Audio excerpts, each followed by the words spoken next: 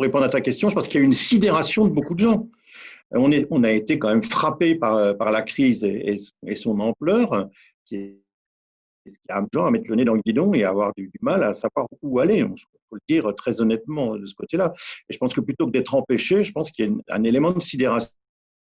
Pour faire chorus à ce qui a été dit juste avant, je vais apporter le témoignage en 2 minutes de l'acteur en bout de chaîne, parce que moi je suis tout au bout dans un département rural.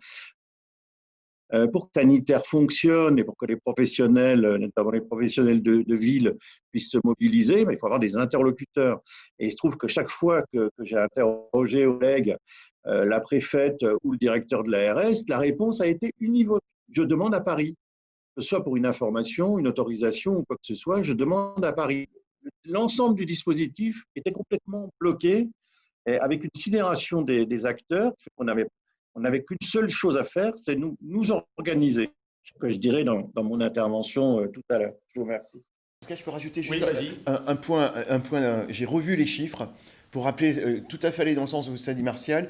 À Strasbourg, qui a été quand même l'Alsace particulièrement touchée, premier malade Covid hospitalisé 23 février, premier malade en réanimation le 4 mars, le 23 mars, 200 malades en réanimation dans l'hôpital. C'est allé trop vite.